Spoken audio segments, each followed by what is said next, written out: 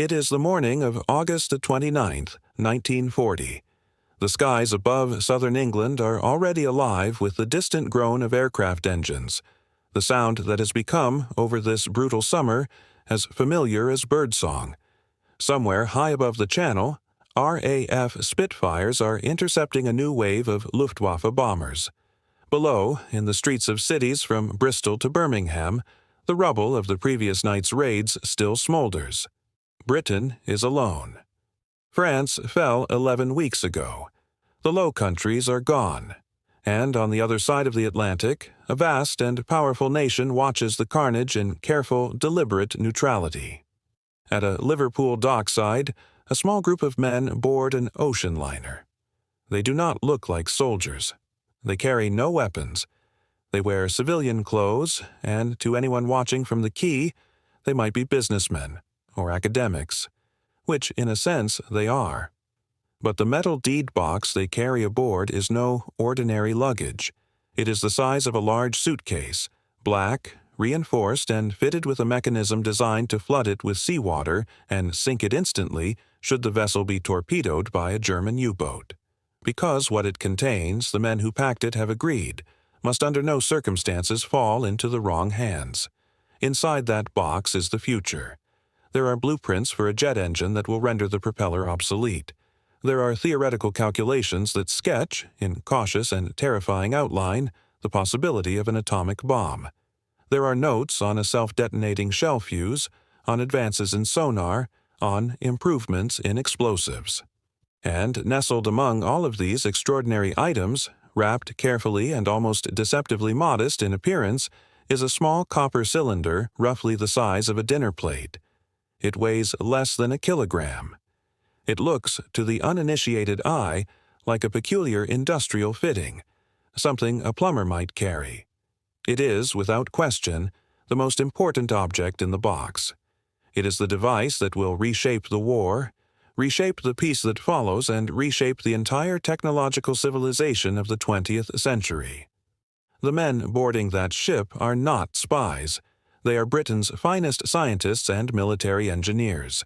They are traveling, under conditions of extraordinary secrecy, to the United States of America, a country that has not yet entered the war, that is constitutionally committed to neutrality, and that has given Britain no firm promise of anything at all. And they are going to give that country, for nothing, every secret they possess. This is the story of the teasered mission, and it is one of the most audacious, consequential, and stubbornly forgotten acts in the history of modern warfare. By the summer of 1940, Britain's position was not merely precarious. It was, by almost any rational calculation, hopeless. The Wehrmacht had swept through France in 6 weeks, a military collapse so complete that it stunned even the Germans who achieved it. Of the great European democracies that had stood against Hitler, only Britain remained, and Britain's resources, industrial, financial, and military, were being consumed at a rate that could not be sustained. The Royal Air Force was losing aircraft faster than it could replace them. The Royal Navy was stretched across 2 oceans, trying simultaneously to defend home waters and maintain the lifeline of Atlantic supply convoys against a U-boat fleet that was sinking merchant shipping at a catastrophic rate. In June 1940 alone, Germany sank roughly 300,000 tons of Allied shipping.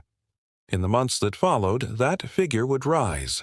Historians would later call this period the first happy time for German submarine commanders, a time when they could hunt with near impunity, when the tools that might stop them simply did not yet exist in sufficient quantity or sophistication to matter. And here lay Britain's deepest, most paradoxical problem. The country had been making extraordinary advances in military science throughout the late 1930s. Working in universities and government laboratories under conditions of intense secrecy, British scientists had achieved breakthroughs that were, in the most literal sense, years ahead of anything their enemies possessed. They had a workable theory for the jet engine. They had early-stage atomic research that would eventually point toward the bomb. They had the world's most advanced coastal radar network, the chain-home system, which had been decisive in the Battle of Britain, They had the most powerful microwave generator ever built, but Britain could not scale these achievements into weapons. The factories were bombed, the supply chains disrupted, the finances exhausted. Know-how and hardware are not the same thing, and in the summer of 1940, Britain had plenty of the former and desperately little of the latter. What the country needed was a manufacturing base, vast, undamaged, and rich, that could take these extraordinary scientific insights and stamp them out in their millions. There was only one place in the world that fit that description, and it was currently sitting on the other side of the ocean, watching events unfold with great interest and doing precisely nothing. The Americans had their own radar research, it is true, but their technology, particularly in the field of microwave generation, lagged far behind Britain's. Their best microwave-generating device, a piece of equipment called a klystron, could produce 10 watts of power, enough to be scientifically interesting, wholly insufficient for war. Britain's scientists had something that produced 1,000 times that power. The challenge was not a lack of knowledge on the British side. The challenge was how to transfer that knowledge across an ocean, through waters patrolled by German submarines, to a country that was not yet a belligerent and whose leaders were not yet certain they ever wanted to be. The man who solved this problem was not a general or a politician, though he worked closely with both. Sir Henry Tizard was a chemist and a civil servant, a slight and precise man who had spent the 1930s chairing the Aeronautical Research Committee, the body that had quietly overseen, among other things, the development of Britain's chain-home radar network. He was a scientist of the first rank who understood that science without application was merely philosophy, and that application without scale was merely gesture. He understood more clearly than almost anyone else in the British establishment that the war could not be won by ingenuity alone. In the summer of 1940, Tizard proposed something that struck many of his colleagues as reckless, and Churchill's cabinet as somewhere between desperate and visionary.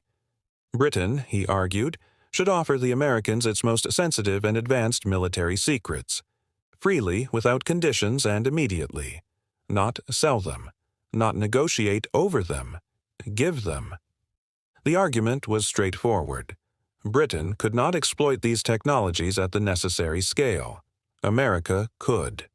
If Britain kept these secrets locked in their deed boxes while the country was gradually strangled, they would be of no use to anyone. But if America received them and was moved, or alarmed, into supporting the Allied cause, then a temporary sacrifice of intellectual property might purchase something infinitely more valuable: survival. Churchill, to his immense credit, agreed. He did so while the bombs were falling. The team assembled for what became officially known as the British Technical and Scientific Mission was small, 6 core members, and selected for a combination of expertise and discretion. Its most important member, for the purposes of our story, was a compact, energetic Welsh physicist named Edward George Bowen, known to his colleagues as Taffy. Bowen was the mission's radar specialist, and he was the man personally responsible for the object at the heart of the deed box, the cavity magnetron. Bowen had been present in various capacities during almost every significant development in British radar research. He had helped build the chain-home system. He had worked on airborne radar. And he knew, with absolute certainty, that the device he was carrying in that black box represented a generational leap beyond anything the Americans, or crucially the Germans, had yet achieved. The cavity magnetron was invented at the University of Birmingham, in a physics laboratory tucked beneath a lecture theater, by 2 research physicists named John Turton Randall and Harry Boot. The date of their decisive breakthrough was February 21, 1940, barely 6 months before Bowen carried a production version across the Atlantic. In the compressed, accelerated chronology of wartime science, that 6-month interval between laboratory miracle and diplomatic gift represents something close to a record. The problem Randall and Boot were trying to solve was fundamental, and it had defeated some of the best radar engineers in the world. Existing radar technology relied on relatively long radio wavelengths. Britain's chain-home system, for instance, used wavelengths of between 10 and 15 meters, which required transmitting aerials over 100 meters tall. Impressive coastal installations, but utterly impractical for mounting on aircraft or ships.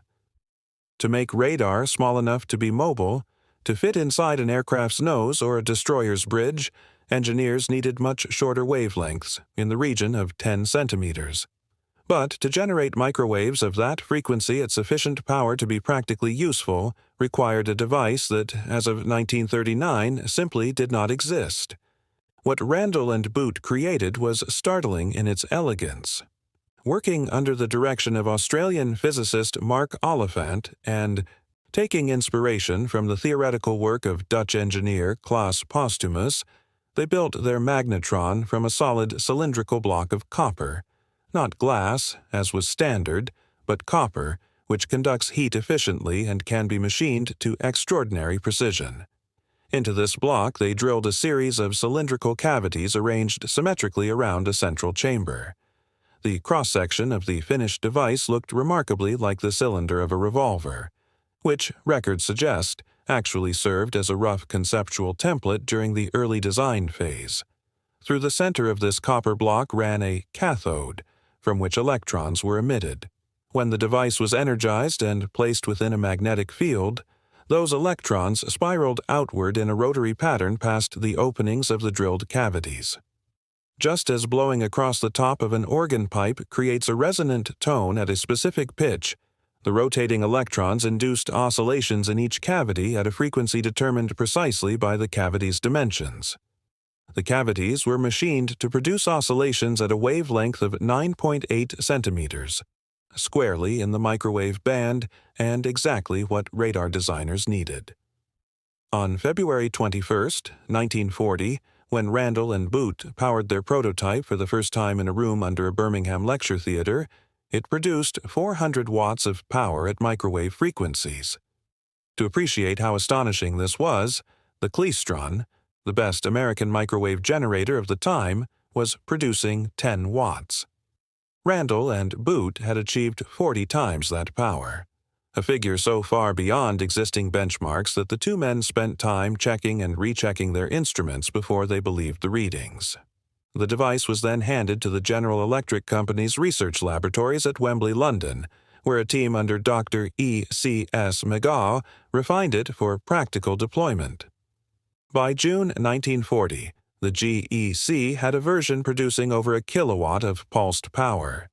By the time it was packed into the Tizard mission's deed box that August, the 12th production example, a compact, air-cooled, sealed unit with 8 precisely machined cavities, was generating 10 kilowatts. It was small enough to hold in one hand. It was more powerful than an entire room of the best American microwave equipment, and it was about to cross the Atlantic. If you are finding this interesting, a quick subscribe helps more than you know. The voyage across the Atlantic took roughly a week. The ship's manifest listed the passengers under cover identities. The deed box was not declared. The waters between Britain and North America were, in the autumn of 1940, among the most dangerous in the world. German U-boats were operating at the peak of their effectiveness, and the convoy routes were graveyards of merchant tonnage. The party arrived in Halifax, Canada, on September 6th and proceeded by train to Washington. The first meetings with American military officials took place at the Wardman Park Hotel in Washington, D.C. The American scientists and naval officers who attended those sessions had been briefed that the British were bringing interesting material. They were not fully prepared for what they were about to see. It was at a meeting a few days later, at the General Electric Laboratories in New Jersey, that the critical moment arrived. The American Navy representatives had been describing their microwave radar challenges. The klystron could produce 10 watts, they explained, which was woefully insufficient for practical detection work. Edward Bowen, the Welsh physicist, listened politely. Then he reached into his briefcase, placed the cavity magnetron on the table in front of them, and explained quietly and without theater that the device could already produce 1,000 times that power. A meeting report written by one of the American participants afterwards described the scene with unusual candor.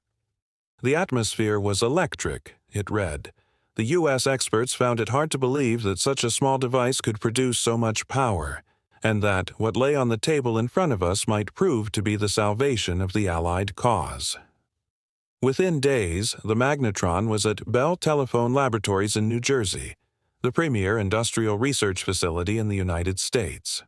Bell's engineers dismantled it, analyzed it, reverse-engineered it, and confirmed every British claim.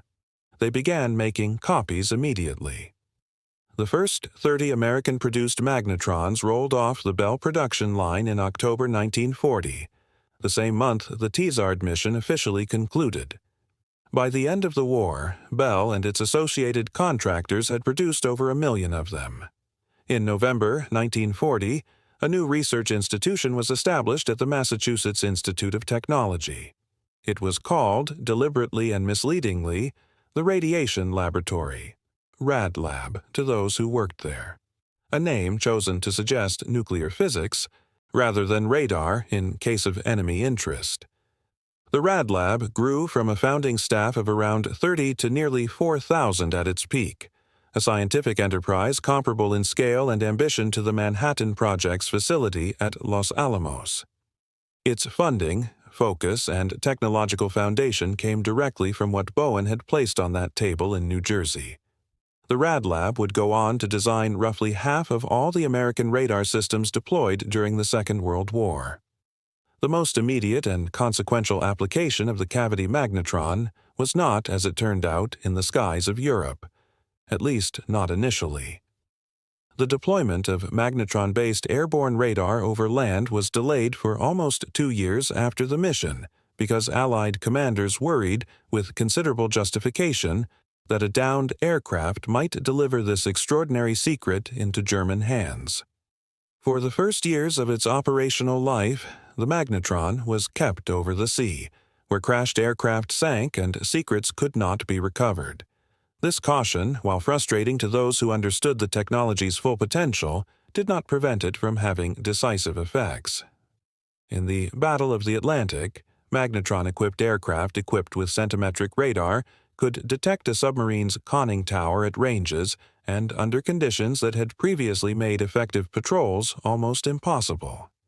A U-boat surfacing at night to recharge its batteries, a routine necessity for the diesel-electric submarines of the period, could be detected kilometers away. The U-boat crews began to notice, with growing alarm, that they were being attacked in conditions where they had previously felt invisible. Aircraft appeared from the dark without warning. Destroyers arrived with uncanny accuracy. The Atlantic, which had been their hunting ground, was becoming their killing ground. German submarine losses escalated sharply. In May 1943 alone, a month historians mark as the turning point of the U-boat campaign, the Kriegsmarine lost 41 submarines. Grand Admiral Dönitz, commanding the U-boat fleet, acknowledged that something had fundamentally changed in Allied detection capabilities, though he was slow to appreciate precisely what. His engineers searched for the source of the improved radar, failed to identify it, and developed countermeasures targeted at entirely the wrong frequencies. They were, in the most literal sense, looking for the wrong thing. They were looking for long-wave radar, the kind their own equipment could detect. What was hunting them was operating at wavelengths too short for their detectors to see at all. It is worth pausing here to consider what the Germans were doing with their own radar research during this period, because the contrast is instructive. Germany had made significant radar advances before the war. The Freya system, a long-range early warning radar, was operational before the Battle of Britain began. The Würzburg radar, a precision gun-laying and tracking system, was in many respects a highly capable piece of equipment.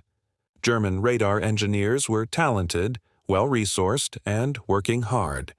But Germany had nothing approaching the cavity magnetron. Their microwave generators, like the American Klystrons, were limited to output power measured in tens of watts. German scientists understood the theoretical possibilities of centimetric radar and had been working towards it, but they had not cracked the problem that Randall and Boot solved in Birmingham. The key insight: the copper block with its machined resonant cavities, the particular geometry that allowed the device to generate and sustain oscillations at extraordinary power, eluded them throughout the war. By the time German intelligence began to suspect that Allied centimetric radar existed at all, American production lines were stamping out magnetrons by the thousands. The window for a German technical response had closed. The Luftwaffe did eventually recover a crashed British aircraft containing centimetric radar equipment and were able to analyze the magnetron. But by that stage of the war, their industrial situation made rapid development and mass production of equivalent devices effectively impossible. American efforts before the Tizard mission are more complicated to assess fairly. The Klystron, developed at Stanford University in the late 1930s, was a genuine scientific achievement, and American engineers were working actively on its limitations. Vannevar Bush, the scientific advisor to President Roosevelt, had already begun organizing the National Defense Research Committee by the summer of 1940. American radar research was not absent. It was simply, in the critical area of microwave generation, years behind. The magnetron did not merely accelerate American progress, it leapfrogged it entirely, transporting the United States from competent early-stage research to operational deployment in a matter of months. What did the Tizard mission actually achieve, measured against the catastrophic scale of a global war? This is a question historians have debated with some care, because the temptation to ascribe singular importance to single events is always strong and always at least partly misleading. What can be said with confidence is this: the cavity magnetron transformed the Battle of the Atlantic at a moment when that battle's outcome was genuinely uncertain. In the first 3 years of the war, Germany sank over 14 million tons of Allied shipping. By 1943, centimetric airborne radar had made sustained U-boat operations increasingly untenable. Whether the Allies would eventually have won the Atlantic campaign without the magnetron is unknowable. That the magnetron significantly accelerated that victory, and almost certainly shortened the war, seems beyond serious dispute. The mission also opened the channels through which British atomic research reached the Americans, contributing to the eventual British involvement in the Manhattan Project. It established a model of scientific cooperation between the two countries that survived the war and shaped the Cold War that followed. The institutions created in its wake, from MIT's radiation laboratory to the frameworks of Anglo-American intelligence sharing, echo down to the present day. There is a final, quietly startling legacy that belongs in any honest account. The cavity magnetron, after its wartime service was complete, found its way into peacetime households by an indirect and somewhat accidental route. In 1945, an American engineer at the Raytheon Corporation named Percy Spencer was working near an operating magnetron when he noticed that a chocolate bar in his pocket had melted. He recognized the significance of what had happened, conducted further experiments with food, and eventually filed a patent for what he called the radar range, subsequently shortened after years of commercial refinement to the microwave oven. The object that Randall and Boot assembled under a Birmingham lecture theater in February 1940 now lives in the kitchens of hundreds of millions of homes around the world, reheating leftovers and boiling mugs of tea. The original Randall and Boot cavity magnetron is displayed in the Science Museum in London, classified, as the museum's curators have noted, as one of the most significant technological objects of the 20th century. It is about the size of a large dinner plate. It looks, even in its museum case, profoundly unimpressive. Return, for a moment, to that Liverpool dockside. Return to those men in civilian clothes climbing aboard an ocean liner into a war they could not be certain their country would survive. Return to the deed box and its extraordinary contents, riding the swell of the gray Atlantic with a mechanism set to drown it all if things went wrong. Imagine what they were carrying. the Whittle jet engine drawings, which would eventually birth the age of commercial aviation and transform how every person on this planet travels. The Frisch-Peierls Memorandum, outlining the theoretical feasibility of an atomic weapon, which would catalyze a project that reshaped global geopolitics for the rest of the century. Advances in sonar, in explosives, in self-detonating fuse technology that would find their way into the guns of every Allied warship. And that small copper cylinder, the magnetron, which would blind the U-boats, help close the sky above Germany, and eventually turn the kitchens of the world into minor miracles of domestic convenience. The Americans, when they saw what the British had brought them, were, by all accounts, astonished. James Finney Baxter III, the official historian of the American Office of Scientific Research and Development, put it as plainly as history permits. When the members of the Tizard mission brought one-cavity magnetron to America in 1940, he wrote, "They carried the most valuable cargo ever brought to our shores. Not a fleet, not an army, a suitcase. And the men who carried it asked for nothing in return except the chance to win the war." Henry Tizard returned to England on October 8, 1940. He was quiet about the mission for the rest of his life, reluctant to discuss it in public, uncomfortable with the idea that he should be celebrated for what he regarded as simple practicality. He died in 1959. The mission that bears his name is not taught in most schools. It does not appear in most histories of the Second World War. It has no memorial, no dedicated museum, no official anniversary of national commemoration. And yet, it is difficult to look at the world that emerged from the Second World War, the technological civilization, the Anglo-American alliance, the long peace that followed the fighting, and not see